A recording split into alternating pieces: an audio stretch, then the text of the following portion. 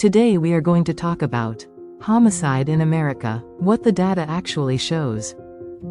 For this video, we are going to pay particular attention to homicide victimization and risk as opposed to focusing solely on offenders.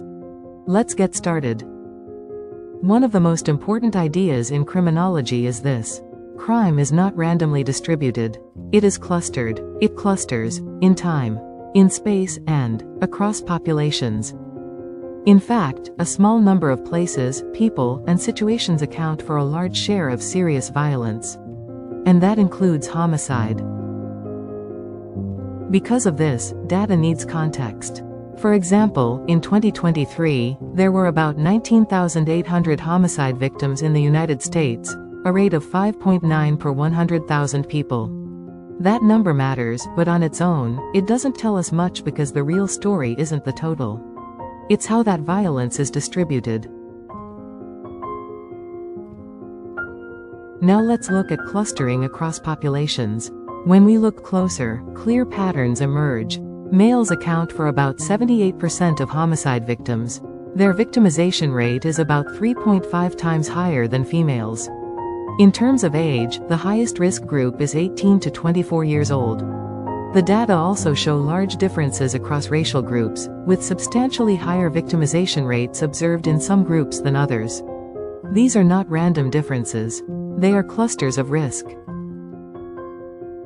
But clustering is not an explanation by itself. To understand it, we have to ask, what increases exposure to high-risk situations? In criminology, risk increases with repeated exposure to potential offenders, participation in high-conflict environments, and time spent in unguarded settings. So, the focus shifts from who people are to what situations they are more likely to encounter repeatedly.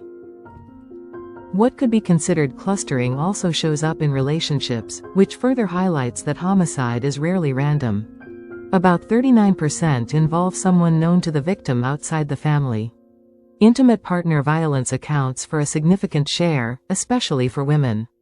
This tells us homicide clusters within ongoing interactions, repeated contact, and familiar environments. This aligns directly with routine activities theory, which explains that crime occurs when three elements converge. The first is a motivated offender, next is a suitable target, and finally, the lack of capable guardianship. And clustering makes that convergence more likely. Because the more often people share routines and space, the more opportunities there are for those elements to come together. Homicide also clusters in situations. Most cases don't begin as planned killings. They start as disputes, arguments, or ongoing conflicts. What matters is how those situations escalate. This was discussed previously in another video on homicide as a situated transaction. I'll post the link, along with other resources, in the description below.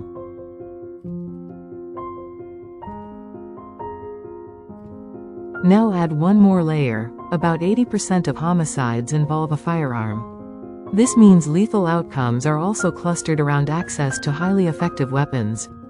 Firearms increase lethality, reduce time for intervention, and make escalation irreversible. This reflects situational theories of crime. Behavior is shaped by immediate conditions. So when you combine repeated exposure, clustering, ongoing conflict, and lethal means, you clearly get a much higher probability of homicide.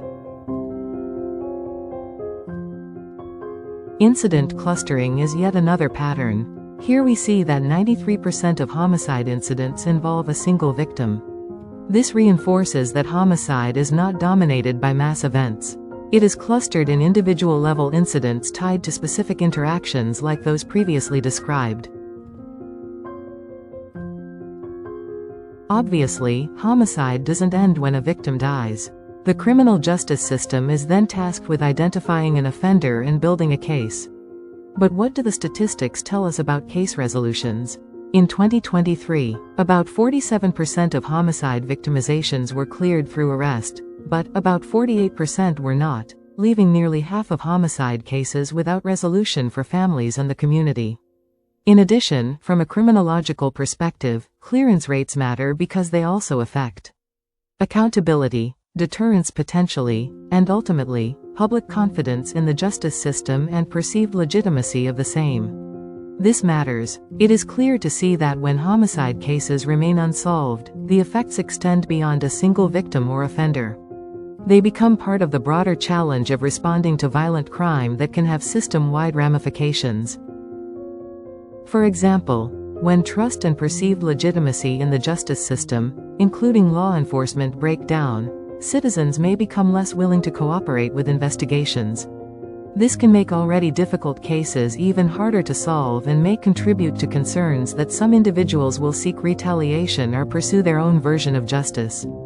While these issues require a much deeper discussion than we can cover here, they remind us that statistics exist within a complex social reality that cannot be fully captured by a few numbers on a screen. At the beginning of this video, I said that crime, and in particular homicide, is not random but clustered in time, space, and populations, and those clusters reflect patterns of exposure and repeated interaction rather than simple, isolated events. Also, homicide is influenced by access to lethal means. The 2023 homicide data support these ideas. There are also important factors we did not cover in this video. One of the most significant is the role of gangs in homicide. Because of the magnitude and influence gangs can have on patterns of lethal violence, that topic deserves a dedicated discussion of its own. Nevertheless, if you want to understand violent crime, you can't just look at ungrounded statistics. You have to look at patterns, because once you do, homicide stops looking unpredictable, and, in that light, is often preventable.